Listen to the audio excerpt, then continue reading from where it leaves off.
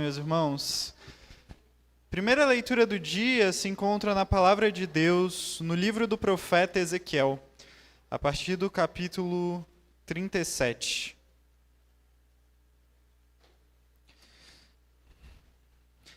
Diz assim a palavra do nosso Deus. Ezequiel 37, a partir do versículo 1. A mão de Yahvé veio sobre mim e me conduziu para fora pelo Espírito de Yahvé, e me pousou no meio de um vale que estava cheio de ossos. E aí fez com que me movesse em torno deles de todos os lados. Os ossos eram abundantes na superfície do vale e estavam completamente secos.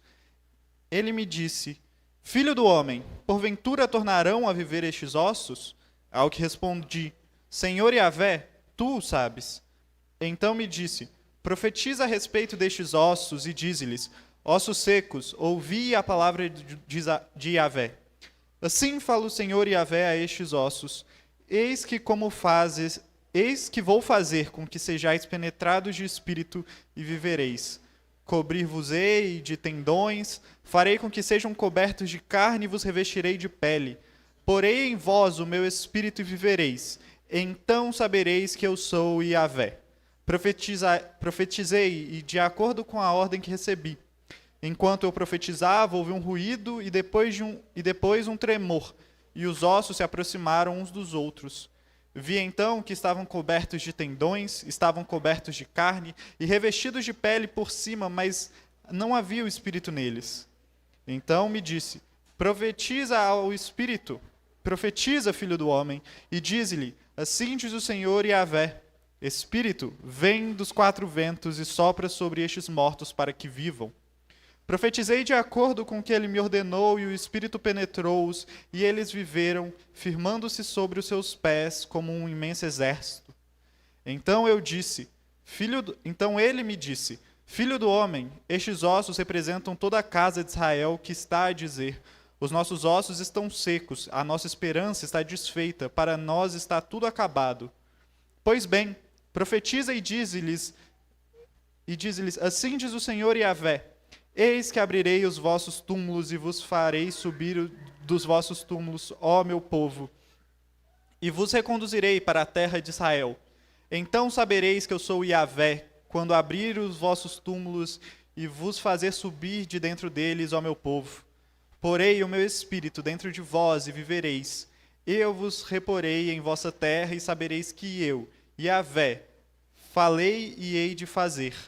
Oráculo de Yahvé. Esta é a palavra do Senhor, damos graças a Deus.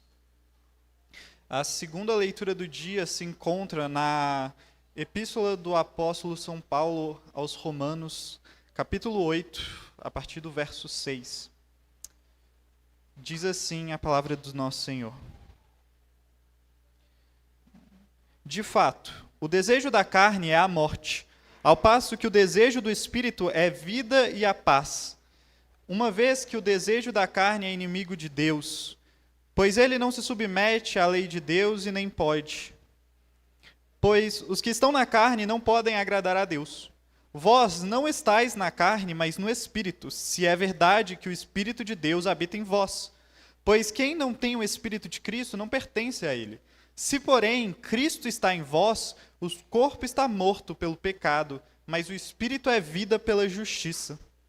E se o Espírito daquele que ressuscitou Jesus dentre os mortos habita em vós, aquele que ressuscitou Cristo Jesus dentre os mortos dará vida também a vossos corpos mortais, mediante o seu Espírito que habita em vós. Essa é a palavra do Senhor. Damos graças a Deus. Meus irmãos, a salmodia de hoje se encontra no Salmos 130.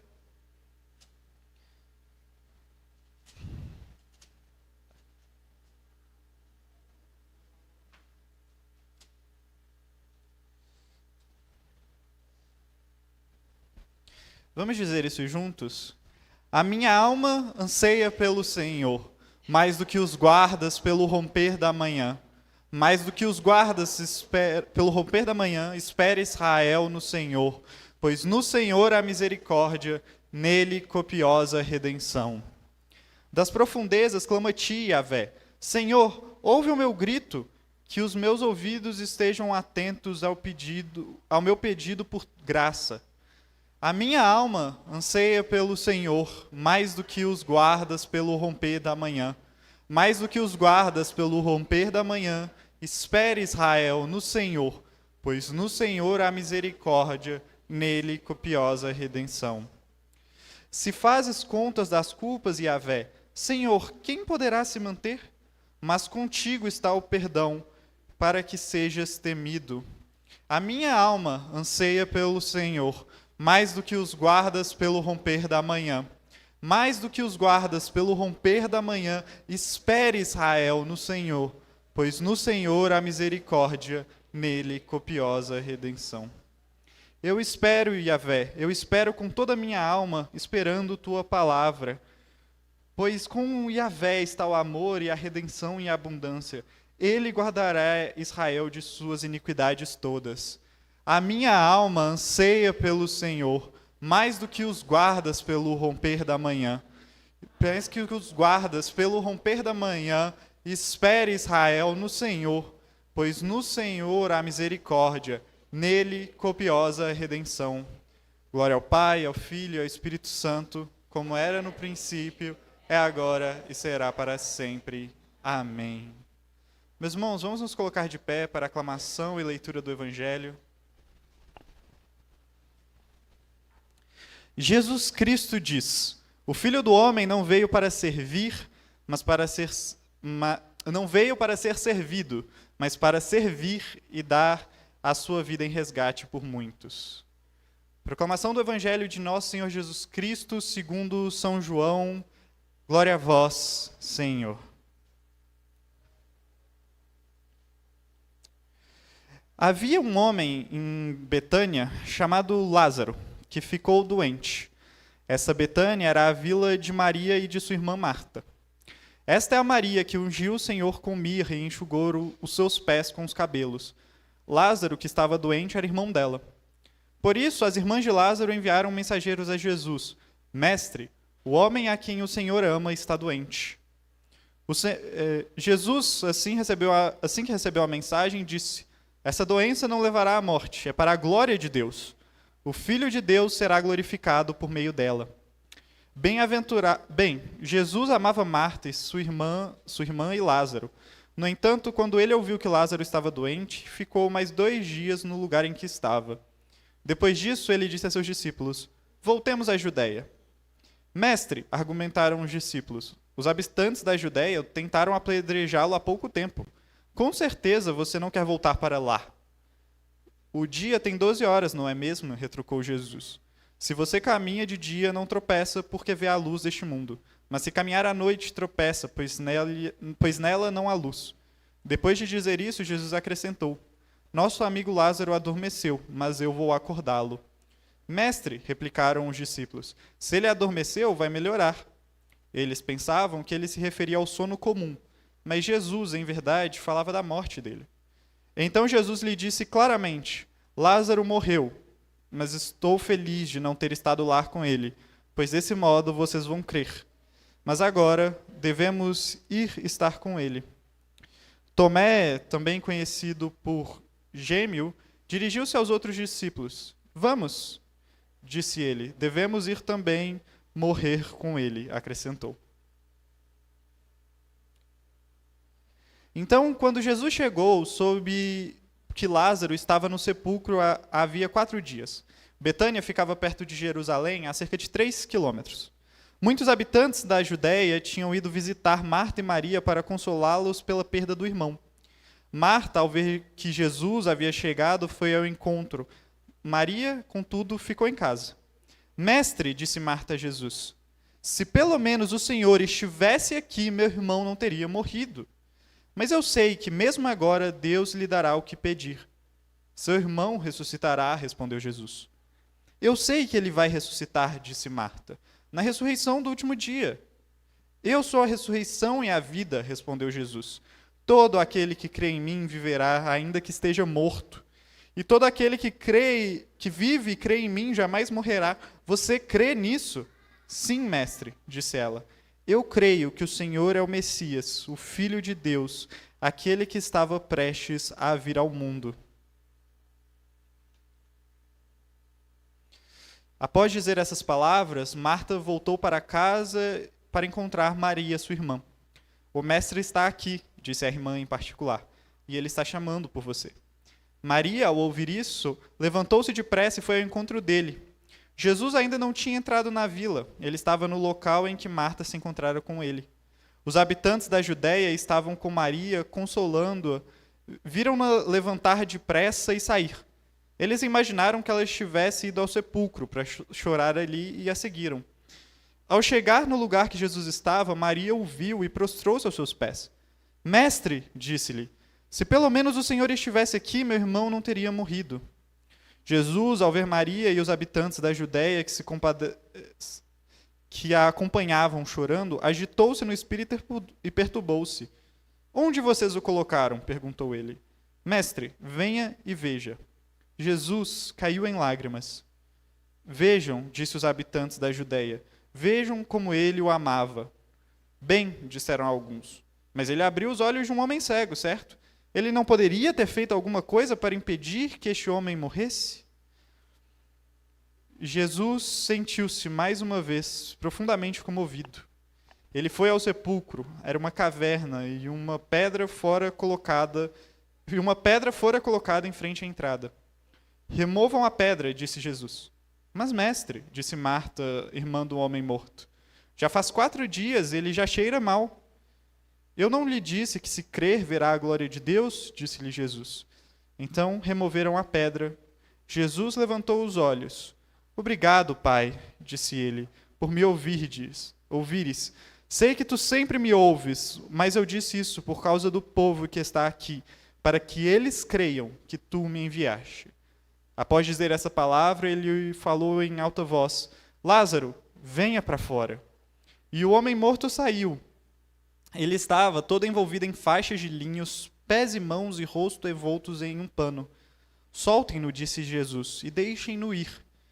E aconteceu que muitos habitantes da Judéia, que tinham vindo visitar Maria, ao verem o que Jesus fizera, creram nele. Este é o Evangelho do Senhor. Louvado sejas a Cristo. Podem se assentar, meus irmãos. Nesse momento, vamos chamar aqui o nosso reverendo Jaime e orar por ele. Amém?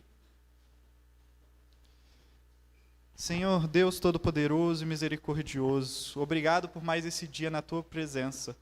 Abençoa o Teu povo, ó Pai, com conhecimento da Tua palavra e com os Teus sacramentos, que o Senhor ministra através da vida do Seu servo, o reverendo Jaime, nosso pastor. Cuida dele, ó Pai, e abençoa-o na exposição do Teu Santo Evangelho. Por Jesus Cristo, Teu Filho, nosso Senhor. Amém.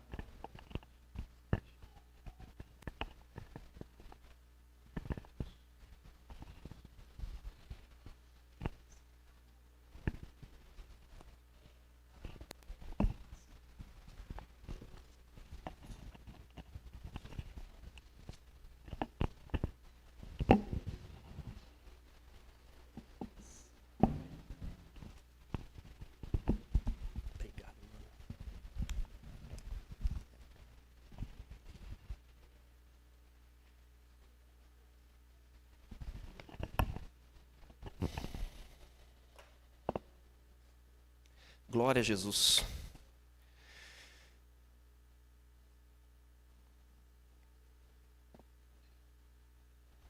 Queridos, hoje é o 5º domingo desse tempo penitencial da Quaresma e, enfim, é um tempo em que o Senhor nos convida a uma introspecção, a um olhar para dentro de nós, ao encarar de fato quem nós somos. E hoje, mais uma vez, ele faz isso. E eu queria que ao final desse sermão você se sentisse empoderado pelo poder da ressurreição de Cristo. A ressurreição ela é mais do que um artigo de fé, que está lá no final do nosso credo, né? Creio em Jesus, em Deus Pai Todo-Poderoso, em Jesus, no Espírito Santo, na Santa Igreja. na comunhão dos santos, na ressurreição do corpo. Opa! Pois é, não é só um artigo. Você vai ver que essa ressurreição é um pouco mais pessoal do que a gente costuma entender. É um pouco mais pessoal do que a gente pode imaginar. E você já deve ter passado por essa experiência aqui que Marta e Maria estão passando. O evangelho de hoje nos mostra 3 amigos íntimos de Jesus. Todo lugar que eles são pintados como amigos íntimos, amigos próximos. Lázaro é o cara que ama Jesus. É o cara a quem Jesus ama. Só tem 2 na Bíblia que falam assim, aquele a quem tu amas. Um era o João, o evangelista, que a gente acredita que ele esteja falando dele mesmo, né? Aquele a quem Jesus amava. E o outro é esse aqui, Lázaro de Betânia. Talvez um amigo de infância, ou talvez um amigo forte que Jesus era muito brother do Lázaro. É isso. E o cara adoece. E as irmãs imediatamente falam, gente, chama Jesus. Porque assim, Jesus era realmente o SUS daquele tempo. O pessoal já tentou assim de tudo. E de repente eles viram o cara passando, por cada lugar que ele passava, era um demônio que ele expulsava. Semana passada ele cura um cego, né? Restaura a visão de um cego. Cara, isso é grande demais. Ele expulsa demônios, ele conversou com a mulher samaritana, transformou ela em poucos minutos numa grande evangelista que pregava a respeito do reino dos céus. Aquela mulher pregou para a Samaria inteira e trouxe a cidade para ver Jesus. Incrível. Tudo isso porque ela creu que do seu interior poderia fluir rios de água viva. Uma fonte de água a brotar para a vida eterna. Bom, nós nos encontramos nesse tempo da quaresma, e esse tempo é muito propício para isso, né? Para a gente aprender a olhar para os nossos problemas, para os males que afetam a todos nós. E a gente vive encarando um certo silêncio de Deus. É o silêncio que Jesus manifestou aqui diante do pedido de Maria e de Marta. Olha, nosso irmão está doente. Não teve nem condição de mandar e te pedir para você vir. Ele não queria nem incomodar, então ele não mandaria ninguém lá incomodar Jesus. Jesus está em missão, Jesus está pregando. Há pouco os judeus quiseram apedrejá-lo, pegaram em pedras para matar, mas não conseguiram fazer isso. Estão lembrados? Pois é. Ele não podia ficar aparecendo publicamente. Se ele aparecer na Judéia é um perigo, porque ele já está jurado de morte, as pessoas já estão de olho, doidas para matar ele. Então Jesus permanece onde ele está mais um tempo, ele fica 2 dias lá. Você já experimentou um pouco esse silêncio de Deus? No meio do seu lamento, do nosso choro, da nossa tristeza, das nossas lágrimas, tem hora que parece que Deus simplesmente não está ouvindo. Parece que ele simplesmente ignorou o fato, ignorou minhas ligações. Mandei o WhatsApp, mandei ligação, fiz de tudo. E nada aconteceu. Mas a glória de Cristo, ela está em vias de se manifestar. É nessas horas que a glória de Cristo está em vias de se manifestar.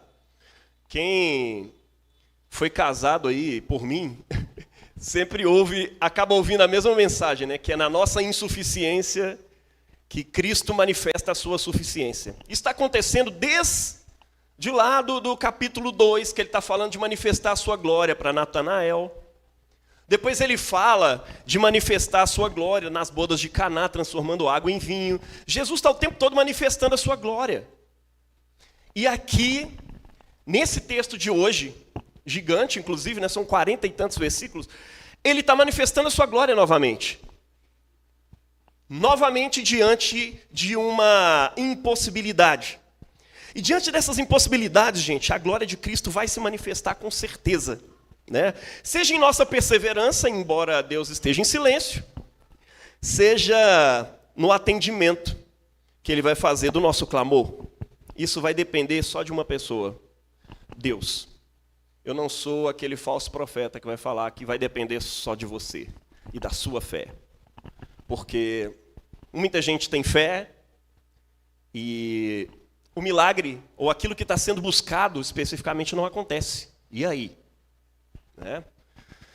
É um falso evangelho acreditar que, olha, se você tiver fé, necessariamente você vai ser curado. Por quê? Porque Ele é o Deus que perdoa todos os seus pecados e cura todas as suas enfermidades. Então, gente, você não faz teologia em cima de versículos isolados da Escritura. Tá? Você precisa ver a Bíblia como um todo, antes de você fazer uma teologia a respeito de alguma coisa. Aí, de repente, quando aquele texto que você está vendo ali entra dentro do contexto geral, você percebe que, peraí, não é bem assim. Mas Deus faz. Ele não deixa de operar. O texto de hoje está nos dizendo que Jesus é Deus conosco. E mais do que isso, é Deus chorando conosco, experimentando nossas dores. Ele não está aleatório aquilo que você fez. Mas se ele demorou, ele tem um propósito nisso.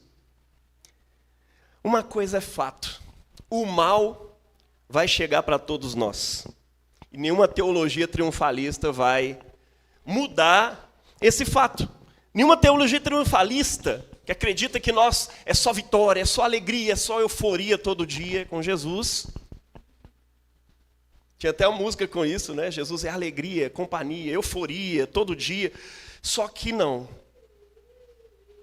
Não é. Tem momento da tristeza. E esse tipo de teologia não dá conta de Deus. Na verdade, nenhuma dá conta de Deus. Mas, se tem uma mais problemática, mais fraca, mais mequetrefe, uma teologia que vai acabar te fazendo tropeçar e se desviar da fé, é esse tipo de teologia aí da meritocracia, da retribuição. Eu estou fazendo aqui e aí eu estou obrigando Deus a me abençoar. Eu já vi gente dizer isso, né? Eu estou dizimando hoje, então Deus é obrigado a me abençoar. Eu boto Deus na parede. Eu já vi gente falar isso. Eu gosto de botar Deus na parede. Só que, irmão, Deus é selvagem. O Deus bíblico não cabe numa teologia sistemática, numa teologia triunfalista, numa teologia de prosperidade. E você vê no texto de hoje que ele ri e ele chora também, né? Olha, mas que Deus doido é esse que está se manifestando a nós através de Jesus? Primeiro ele vira para os discípulos e fala assim: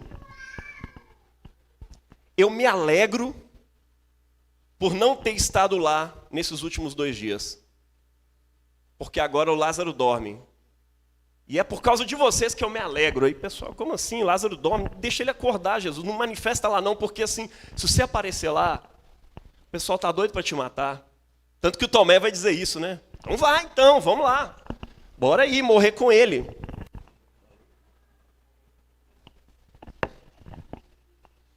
Vamos lá. Vamos todos nós junto com ele, vamos morrer com ele também. Todo mundo sabia que era pedir para morrer e ir para aquele lado de lá. E ainda mais fazer um milagre naquele lugar, era complicado. Mas eu queria dizer isso para você hoje, né? O humor de Deus, ele é diretamente afetado pela sua experiência também. Quando você está lá experimentando aquele momento de tristeza, aquele momento de caos, que parece que o céu está de bronze, que Deus não está escutando nada, Deus está sendo afetado. Porque quando ele se tornou homem, ele era afetado o tempo inteiro por isso. Por alegrias, por tristezas, por choros. No evangelho de hoje você vê Jesus chorando. E tem um texto, um versículo específico aqui, se eu não me engano, no 35, vai falar que Jesus chorou. É um versículo dedicado a isso. Jesus chorou. Ele se afeta com aquilo que afeta você. Ele se afeta com aquilo que afeta a nossa experiência como cristãos nesse mundo. Mas é exatamente no motor desse choro, no motivo desse choro, que é a sua insuficiência. Isso aí é o lugar da manifestação da suficiência, da glória de Cristo. O versículo 5 diz que Jesus amava eles. É o texto especificamente para dizer isso. e veio, Lázaro estava doente, e Maria e Marta mandou chamar Jesus. Aí ele separa um versículo só para dizer, e Jesus amava eles demais. Jesus era muito chegado desse pessoal. Mas o verso 3 parece que ele não está demonstrando tanto amor assim, porque ele não vai imediatamente. Como assim você ama mesmo esses caras? Porque ele está doente, você não foi visitar? Sei não, hein, Jesus? Às vezes parece que não, mas ele te ama. Ele te ama mesmo assim. Talvez você não está entendendo, mas ele te ama. A verdade é essa. Ele é Emanuel. Ele está coletando, cada lágrimazinha sua, ele está coletando. Jesus é Deus conosco. E o versículo 7, Jesus vira para eles, depois de 2 dias, e fala, gente, vamos voltar para a Judeia. Os discípulos acham aquela ideia maluca. Eles acabaram de tentar te matar, Jesus. E aí Jesus fala alguma coisa meio doida ali, do nada isso entra dentro do texto, né? Se alguém caminha de dia, são 12 as horas do dia. Se alguém caminha de dia, não tropeça. Mas quem caminha de noite vai tropeçar. E os caras estão assim, velho, Jesus está doidão. O que ele está falando, mano? Mas era mais ou menos uma coisa que está dizendo assim, confia em mim. Confia no que eu sou a luz do mundo, então vamos andar comigo. Se vocês andarem comigo, está tudo certo. Vai ficar tudo bem. Mas Jesus, diante dos fatos, isso é quase que um suicídio. É isso que Tomé está dizendo, bora lá então, morrer junto com ele. Eu não sei se Tomé está sendo irônico, ou se ele está só falando assim, nós vamos para morrer com ele também. Se é para morrer, então nós vamos morrer também. Mas eu fico pensando que é mais uma questão irônica mesmo. Vamos lá, para morrer também. Que seja, eu não sei o que a sua dor tem causado em você, se é ironia, ou seja, você já entrou num estado de cinismo que você nem acredita em mais nada e fica só zombando da fé. Ou se isso só gerou tristeza. Tomé está te convidando aqui hoje, fazendo um convite para você. Vem, vamos morrer com ele também, bora morrer com ele. Ele está te convidando a ir com Jesus, a experimentar o morrer de Jesus em você. O resultado de acompanhar Jesus vai ser a morte. E sempre vai ter morte quando você acompanhar Jesus, meu irmão. Sempre. Se não for a morte física, literalmente, é o martírio diário que você faz por ele. Você começa a andar com Jesus, morre a sua reputação. Morre muitos sonhos que você tinha e de repente você fala, cara, isso aqui não é compatível com o que Jesus quer para nós. Eu quero viver outra coisa agora, eu quero viver com Jesus. Bens. Para os destinatários desse evangelho, então, eram pessoas que estavam perdendo os seus bens por causa da fé em Jesus. Eles sofriam o espólio dos seus bens. Imagina. Tem gente que fica invocada até porque a igreja pede oferta, né, dízimos e tal. Fala, nossa, mistura dinheiro com fé e dá... Enfim, a igreja de Jesus se sustentou até hoje como? Como foi que Deus sustentou a igreja? A partir da generosidade do seu povo, né? Mas o povo não gosta muito de misturar essas duas coisas. Mas elas estão intrincadas aí. Bora lá. Vamos morrer com ele. Vamos perder os bens aí também, né? Fazer o quê? Mas tem gente que eu acho que assim, se fosse perder bens por causa de Jesus, tipo, sei lá, eu decidi não contar uma mentira no meu trabalho, porque eu sou de Jesus. E eu não posso mentir a respeito da realidade. Cara, se você não mentir, você vai perder uma grana. Tudo bem. Isso é o cristão. E tem gente que é tipo cristão. Fala, não, isso aqui é só uma mentirinha. Na verdade, assim, nem é mentira, né? O que é mentira no final das contas? Já viu que a pessoa começa a... mentira. Pô, o que seria mentira? Mentira, aí começa a dar uma nova filosofia da mentira para poder resolver o problema. E Jesus está te convidando, cara, bora morrer essa reputação logo. Perde sua vida de uma vez e vamos com Jesus, porque caminhar com Jesus é morrer mesmo. E aí ele chega diante de Marta. E Marta vira para ele e fala, se você tivesse aqui, meu irmão não teria morrido. Veja, ela está realmente crendo que Jesus é poderoso para curar. Na cabeça dela não se passava a possibilidade de Jesus ressuscitar o Lázaro. Para o judeu, a morte é um fato muito forte, assim, é uma coisa que não tem jeito. Naquele tempo já era assim. Não se cria que Jesus vai orar aqui, possivelmente esse cara vai ressuscitar. Não. Ela puxa assim, se você tivesse aqui, isso não teria acontecido. A gente sempre quer voltar o relógio da vida, né? Você já teve essa experiência de querer voltar o relógio? Eu, então, com um pensamento obsessivo, compulsivo, que tenho e tenho que lidar com isso todos os dias, como um verdadeiro espinho na carne, espinho desgraçado, destrói a vida da gente, a mente da gente é... Enfim, quem tem isso sabe por que eu estou dizendo. É horroroso. E eu lembro que todas as vezes em que eu fui assaltado, eu sempre ficava num loop completo do pensamento. Nossa, se eu tivesse feito isso, eu não teria nem passado por ali. Nossa, se eu tivesse feito tal coisa assim. Nossa, se eu tivesse, na hora que eu fui entregar o negócio, eu chutava a perna dele, ele caía no chão e eu fazia... Cara, minha cabeça ficava girando assim, ó, 1000 por hora, pensando no que poderia ter acontecido. E a gente pensa isso o tempo todo. Pois se pelo menos ele não tivesse atravessado a rua, se pelo menos ele não tivesse estudado um pouquinho, isso não teria acontecido.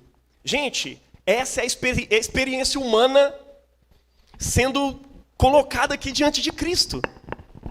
E o jeito de Jesus lidar com isso é com tanto amor.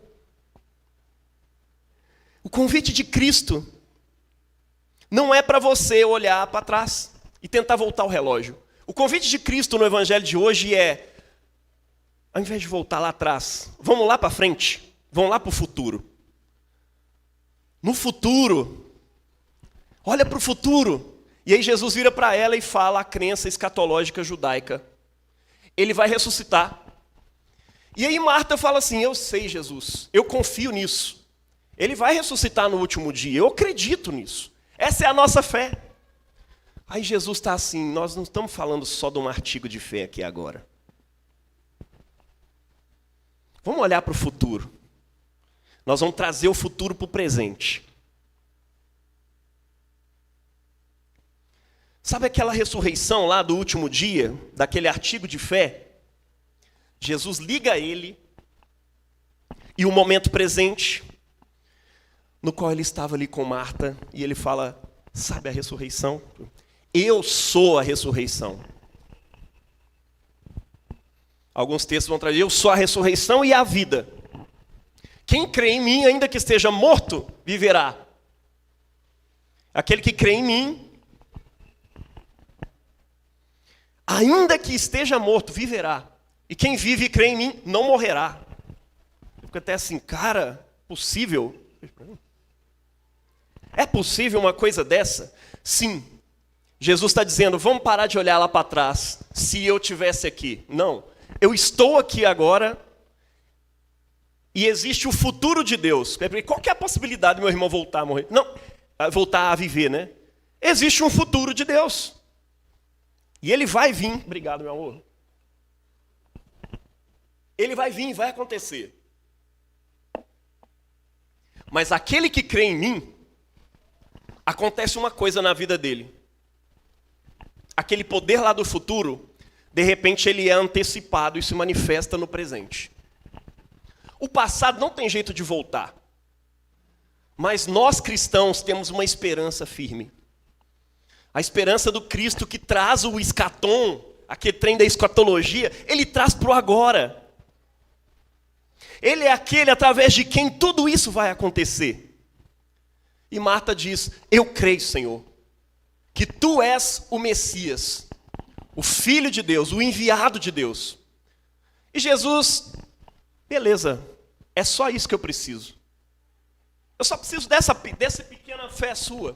Às vezes a gente acha que é bobeira a gente ficar aqui repetindo o credo apostólico todo domingo.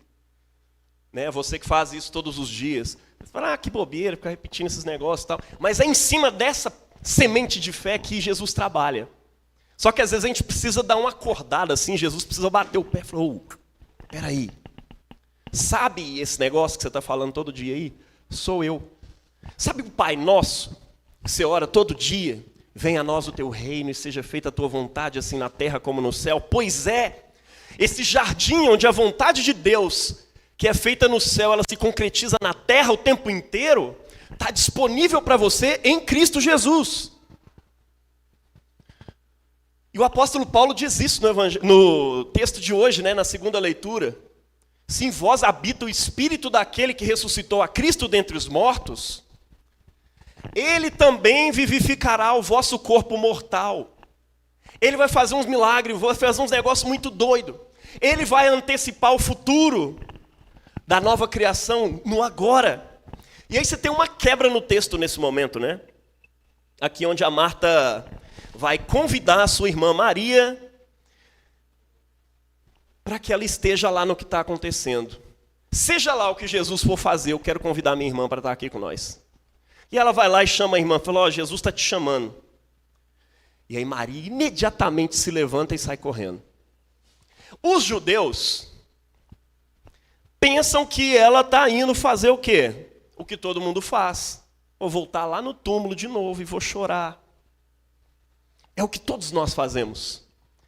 Voltar ao túmulo é exatamente esse pensamento de, nossa, se Jesus estivesse aqui, nossa, se isso tivesse acontecido, nossa, se ele não tivesse tomado esse resfriado, nossa, se eu não tivesse atendido aquela ligação. Mas não, meu irmão, aconteceu, não tem jeito de voltar mais. Chorar diante do túmulo é chorar diante da morte. Esse é o fato que ninguém pode mudar. Mas Maria não vai ao túmulo. Ela vai a Jesus. E ela se prostra diante de Jesus. E segundo, ela se lamenta diante de Jesus. E se na sua espiritualidade não existe lugar para o lamento, eu só lamento. Porque assim, a sua vida, que vida miserável. Porque está lá falando um monte de coisa que nem sempre condiz com a sua realidade. Mas olha, metade da Bíblia está falando de lamento, viu, o tempo todo. E tem um livro lá que chama Lamentações. Tem um salmo que é cheio de choro, rasgado de gente diante de Jesus. Pessoas simplesmente lamentando os seus males, as suas tristezas. Deus, até quando me deixará sofrer? Até quando a coisa será assim? Até quando Davi vai ficar ali fora, né, Davi? E Efraim? Ficar conversando aí fora não. Sai da tumba. Olha só. Até quando essa coisa vai continuar assim, Yahvé? Por quê?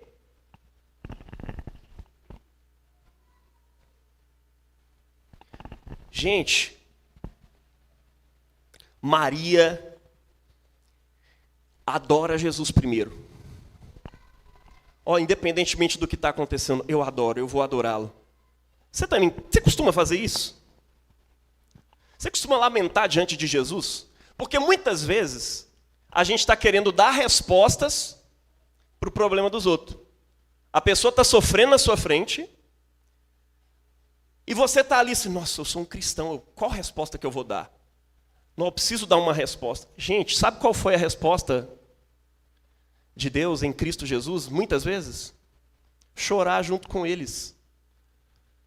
A resposta da igreja, muitas vezes, diante dos males desse mundo, é lamentar. Mas não, você prefere aquela teologia que tenta dar conta do todo, filosofa sobre o negócio, fisolofa, no final das contas, faz uma bagunça. Deus permitiu isso porque existia ali um pecado, né? O irmão mais pentecostal vai dizer isso, tinha um pecado que não foi confessado em algum momento. E agora, vai ter aquele que vai falar, não, tinha uma obra de macumbaria, eu sei, eu estou vendo aqui. É por isso que está dando ruim. Aí já vai ter outro mais reformado que vai dizer, olha, Deus permite o que Ele quer. Se você está sofrendo, Deus queria que você estivesse sofrendo mesmo. É assim. Não tem esperança nenhuma não, irmão. Deus te abençoe. Então, alguns durante a pandemia, de 20 para frente, começaram assim, foram livros escritos para poder dizer que Deus permitiu a pandemia para... Aí alguns disseram, não, Deus está punindo a terra, porque a terra está cheia de pecado. Isso veio um pouquinho depois, quando estava acontecendo um monte de enchente aqui em BH, e tinha gente falando assim, ó, Deus está punindo BH, por causa das igrejas evangélicas que viraram um CNPJ. Teologia pequena, mano, não cabe Deus. Se o seu Deus não chora, nossa, é pequeno demais. Se o seu Deus não tem condição de chorar com você, de descer no seu nível e lamentar com você, que Deus pequeno. Se ele não dança, se ele não se arrepende, se ele não volta atrás, como diz a Escritura, e muitas vezes, arrependeu-se o Senhor do mal que ia derramar sobre Nínive e decidiu amar aquele povo. Arrependeu-se do que ele ia fazer com aquele povo, ele ia matar todo mundo em 3 dias. Ia ser tipo Sodoma. E aí ele decide que não. Se o seu Deus não volta atrás, e não tem aquele Deus assim, reto, quadrado, para caber na sua caixinha, é muito pequeno. Mas o Deus que Jesus está apresentando aqui é um pouco maior do que isso aí. Você também precisa chegar até Jesus. Qual foi a última vez que você ficou ali, chorando diante de Jesus? Diante da situação.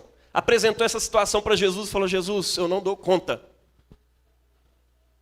A resposta que N.T. Wright, um bispo anglicano, que a gente gosta muito aqui, lê muito livro dele, na pandemia foi, cara, cada desgraça é uma oportunidade que Deus está nos dando para chorar junto com nossos irmãos, para chorar com os que choram. Isso é ser bíblico. Vou chorar com quem chora. Vou clamar pela restituição, vou clamar pela justiça. E vou lamentar por tudo isso que está acontecendo. Se Deus fizer ou se Ele não fizer, eu vou me prostrar diante dEle. E vou apresentar essa realidade da minha existência miserável diante dEle. Eu não vou para o túmulo. Eu não vou ficar lá chorando diante do túmulo. Eu vou chorar diante de Jesus. E a grande verdade que o versículo 35 apresenta para a gente aqui, a gente nunca chora sozinho. O verso 35 está dizendo uma coisa importante para mim e para você. Jesus chorou. Você nunca chora sozinho. Jesus está chorando junto com você. Qual visão que você costuma ter de Deus? É aquele Deus quadrado que não chora com você? Sei não. Todos pensam que Jesus estava fazendo o que todo mundo faz, né? Chorar. Ou Jesus está lá lamentando, olha como é que ele o amava. Não é assim que o texto está dizendo? Olha como ele o amava, chora por causa dele e tal. Vejam.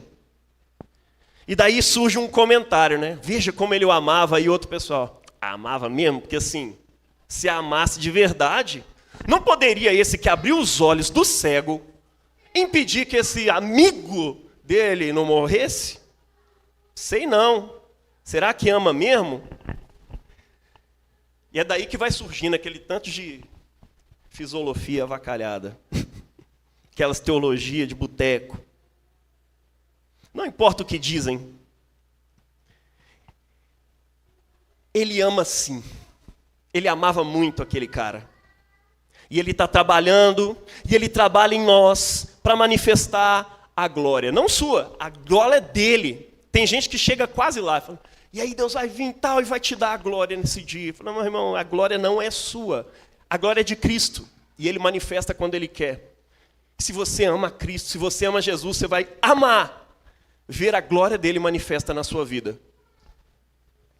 Não importa se foi na sua morte, na perda disso ou daquilo, ou se foi na recepção de alguma coisa que você estava pedindo a Deus. Mas muda o seu, pelo menos se tivesse isso, aquilo, pelo menos se ele tivesse estado aqui, para esse lamento do túmulo, meu irmão, e começa a entrar um pouquinho na contabilidade da nova criação. O apóstolo Paulo convida a gente para isso, né? Se Cristo, então, ele fala desse jeito.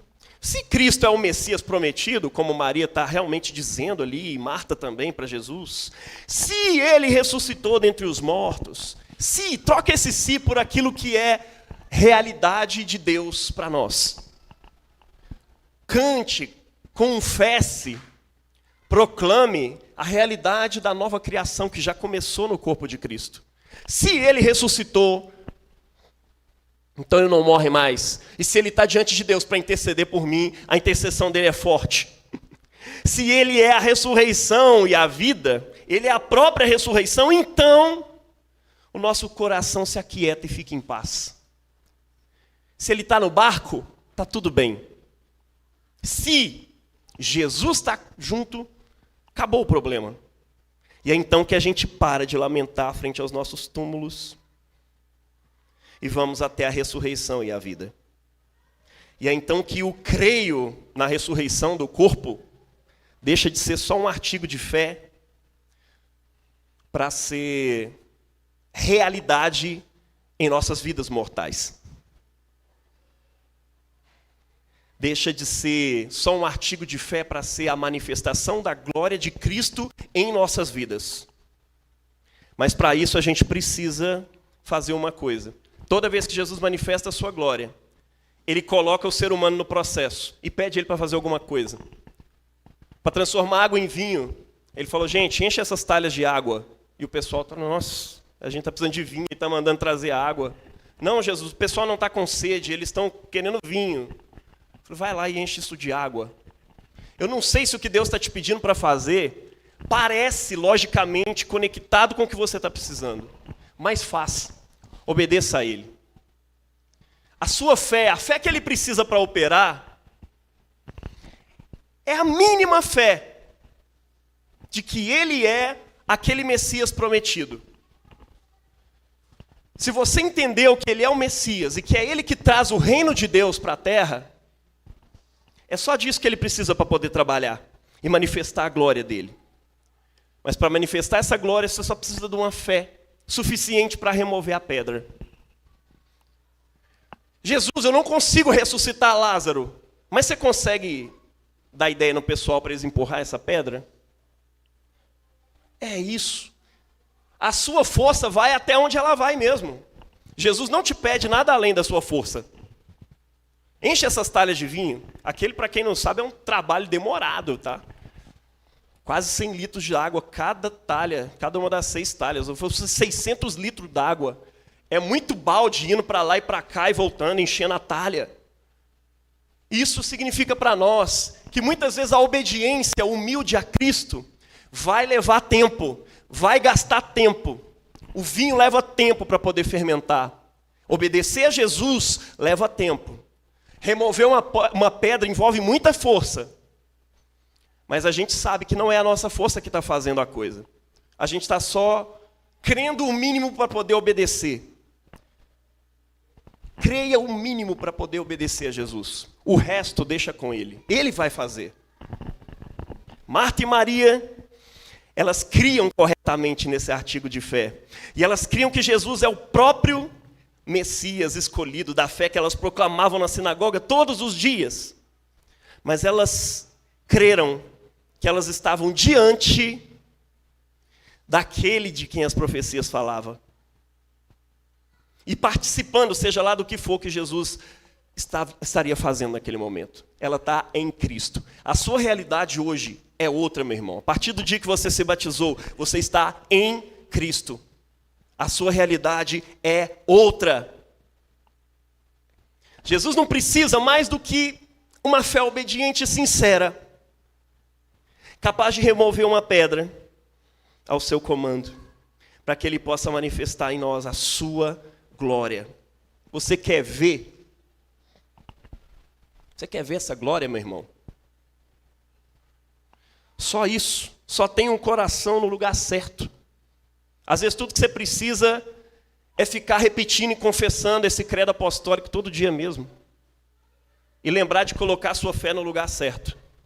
Mas nunca se esqueça Esse Cristo de quem eu falo não é uma coisa que vai acontecer no futuro. Essa nova criação, esse reino de Deus que eu invoco todo dia no Pai Nosso, não é um negócio que aí vai acontecer. Ele já é. Ele já está aqui. E muitas vezes, ele antecipa a transformação de toda essa criação numa nova criação.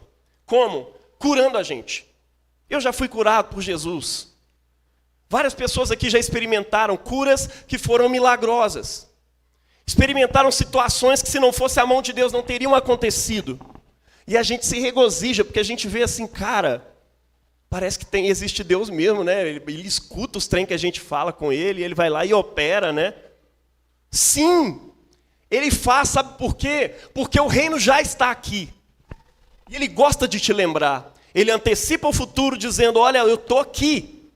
Para de se lamentar nos túmulos da vida e venha se lamentar e adorar. Tanto faz se você vai lamentar ou adorar. Que seja diante dele. Que seja diante daquele que é a ressurreição e a vida. Você está agora nesse lugar entre a esperança de alguma coisa acontecer e a epifania, a manifestação da glória de Deus. A quaresma é exatamente isso. É esse espaço aí entre aquilo que a gente espera e a grande manifestação da glória de Cristo. E as lágrimas da gente são usadas por Deus para regar esse solo. João tem uma coisa com água, né? O Vitor estava observando isso semana passada. João fala de água o tempo todo. É a água do batismo, é a água lá do cego, ele cospe no chão, mistura água com barro, passa no olho do cara.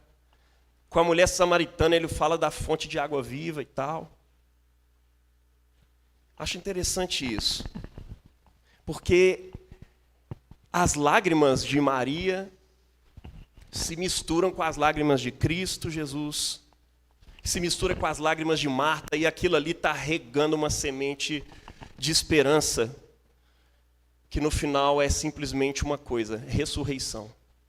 Ressurreição, meu irmão, é mais do que um artigo de fé. Ressurreição é uma realidade que acontece na minha e na sua vida, em diversas áreas. E ela é regada o tempo inteiro pelas nossas lágrimas, pelos nossos lamentos, pela nossa adoração diante de Deus. Você crê nisso? Que nessa quaresma, suas lágrimas, o seu sofrimento, possa resultar na manifestação da glória de Deus, em cura, em esperança, numa libertação de alguma coisa que você está realmente pedindo a Deus, em milagres, numa vida santa. Ó Deus, eu creio. Eu sei que eu não consigo resistir a essa tentação, mas eu creio em Cristo. E eu vou seguir em frente e eu vou vencer. Eu vou ousar não pecar porque eu creio em Jesus. Eu vou ousar colocar a mão na minha cabeça ou na cabeça de alguém que está precisando lá no meu trabalho e vou orar. Eu vou ousar falar isso e deixar Jesus manifestar a glória dele. Você quer fazer isso? Porque é para isso que Jesus está te chamando hoje. Ouça a voz de Jesus, de Maria, de Marta, de Tomé, te dizendo tudo isso. Olha, bora para a ressurreição e a vida. Ele é a ressurreição e a vida. E agora nós entramos numa parte do culto, onde esse escatom se mistura com o presente. O corpo e o sangue de Cristo. Num pão, num pedacinho de pão. Para significar o nosso trabalho, moído e colocado diante de Deus. Misturado ali com água, esses grãozinhos se unem e nunca mais se separam. São assados e se tornam um só pão. Nós somos isso diante de Cristo. Um pão, um corpo. E a gente oferece esse corpo na adoração a Jesus, nessa mesma adoração que Maria ofereceu diante dele, que é a ressurreição e a vida. E ele se torna realmente o corpo e o sangue de Cristo. Tanto o corpo real que está no céu habitando agora, eu não sei como isso é, quanto esse corpo místico que é a igreja de Cristo, espalhada pelo mundo todo. Nós somos um só pão diante dele, prostrados em adoração, contemplando a ressurreição de Cristo que acontece em nossas vidas. Deixa isso entrar dentro de você como uma semente. E deixa isso germinar e brotar e transformar a realidade que você vive hoje. Porque Cristo é poderoso para fazer infinitamente mais do que a gente pede ou pensa. Amém. Vamos orar? Senhor Jesus, nós estamos diante do Deus que manifesta a sua glória e que gosta de fazer isso. Não nos abandone, Senhor. Diante das nossas realidades duras, cruéis, difíceis, ó Pai, que a gente tem enfrentado, muitas vezes de doença, muitas vezes de aperto financeiro, muitas vezes de, poxa vida, tanta coisa, Deus.